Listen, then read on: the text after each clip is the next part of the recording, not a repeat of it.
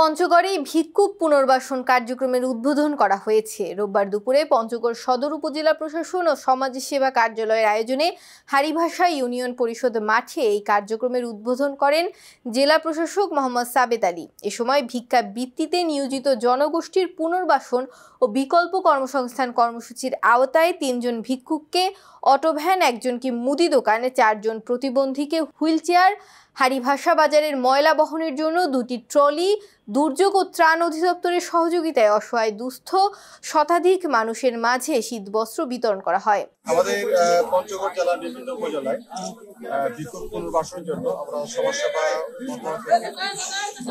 অধিদপ্তর থেকে আমরা আর্থিক বরাদ্দ পেয়েছি 55 লক্ষ টাকা। আমাদের ভিক্ষুকদেরকে আমরা চিহ্নিত করছি, যারা যে পেশায় সম্পৃক্ত হতে চায় আমরা তাদেরকে সেই পেশায় সম্পৃক্ত হওয়ার জন্য আমরা কার্যক্রম দিয়েছি।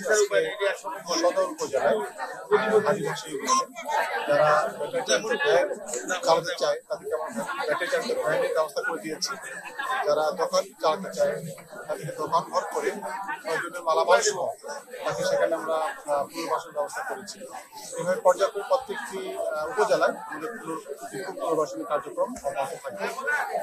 এছাড়া আজকে আমরা আমাদের হারিভাষা ইউনিয়নে সরকারের দেওয়া যে শীতবস্ত্র সেটি আমরা বিতরণ করেছি। এর মধ্যে সরকারের পক্ষ থেকে প্রায় 73 লক্ষ টাকা পেয়েছি এবং 22,000 শীতবস্ত্র আমরা পেয়েছি। আমরা যে টাকাটি পেয়েছি সেই টাকাটির সমুদায় কম্বল আমরা ক্রয় করেছি। সব মিলে এখন পর্যন্ত প্রায় 45,000 কম্বল আমরা এই পঞ্চগড় জেলার বিভিন্ন উপজেলায় বিতরণ করেছি এবং সরকারের পক্ষ থেকে আরও কিছু শীতবস্ত্র পাই আমরা চাহিদা দিয়েছি। এরপর সেগুলো আমরা পর্যায়ক্রমে বিতরণ করি।